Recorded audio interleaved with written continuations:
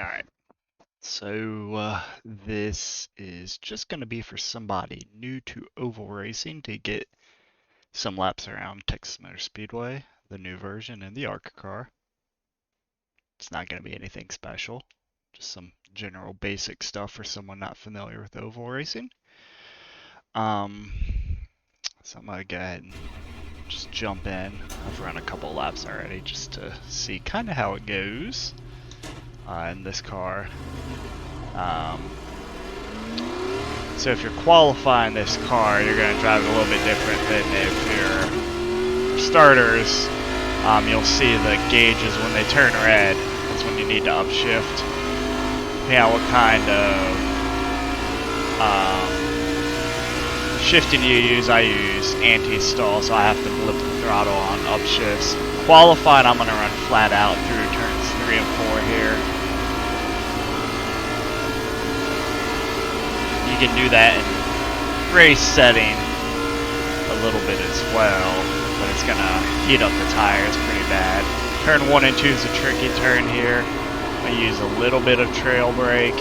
There's this darker patch on the bottom of the track. I want to kind of drive my car through and then exit out real high next to the wall. 3 and 4 here. Again, for qualifying, I'm not going to lift. Try and get to the bottom, then I want to exit out next to the wall.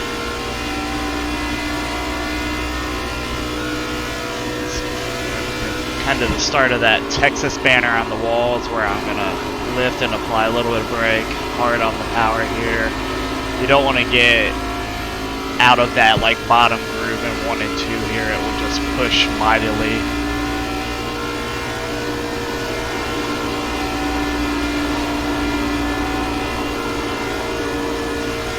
So you can run like this. So that would be a qualifying run, just the 2 laps. Race setting, you're not going to want to push it that hard.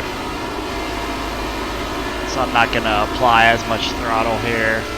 I'll wait until later in the turn for me to apply full throttle. And I'm not going to brake in 3 and 4 here, but I'll lift half throttle. Maybe like 3/4 throttle.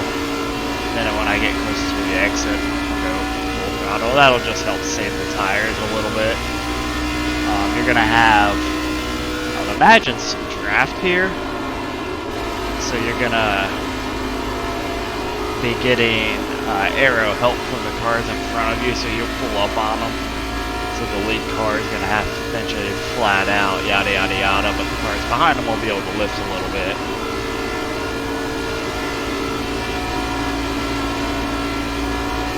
All about exiting out to the wall. And I'm using the start of this Texas banner on the wall, a little bit of light trail brake. Try and get through that box on the bottom. Exit out to the wall.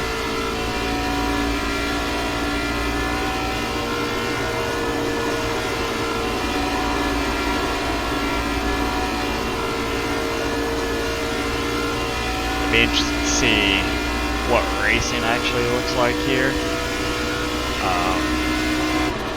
It may be an option to run a little bit higher here.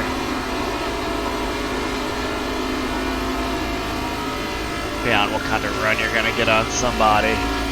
But when you're going to pass somebody, you got to get used to running a lot closer than what you might be used to doing on the roadside of things. To optimize your line. So say I'm trying to set up a pass going into turn 3 here. And I am going to go past somebody on the inside of them, on the left side. You're going to want to run up, probably, like say they're to your outside. This is kind of the line you need to run. If you run all the way down against the bottom of the track there and you're going essentially straight into turn 3, you're gonna get what they would call tight, where the car doesn't want to turn. You could call it understeer, would be the common terminology for it. And if you miss the bottom there in 1 and 2, you're gonna get understeer as well.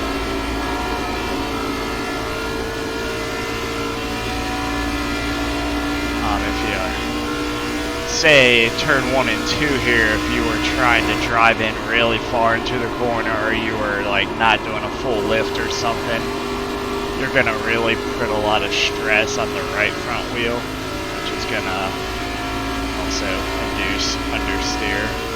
It's going to wear that tire out, and then it will not want to turn more and more. If you get the right rear hot in this car, that would induce oversteer usually.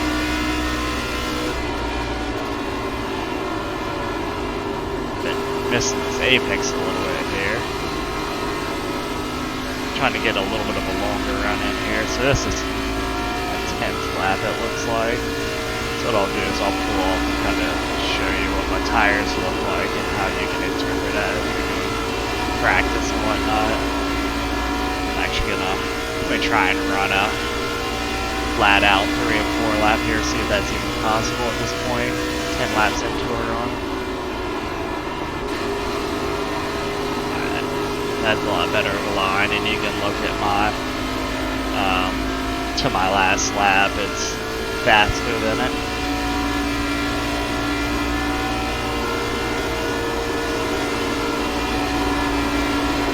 Yeah, you can still, it's definitely a little bit more understeery, but not terrible.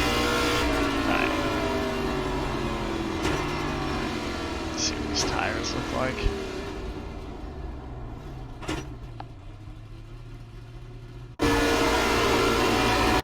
Alright, so this is what I'm talking about.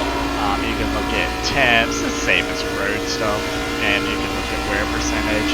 So 92, they usually just read from the middle. So 92 on the right front, 95 on the right rear, which would tell me I'm using the right front a little bit more. No surprise, I did a little bit of a mock qualifying run there in the beginning.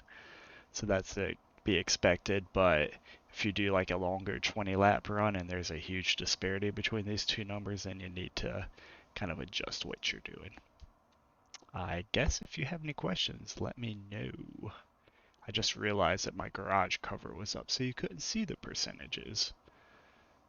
So let me turn the garage cover off real quick so that you can see it. Alright, there you go. 92, 95. Obviously you can see the temps are a little bit warmer in the right front, which is causing more wear. That's it. Let me know.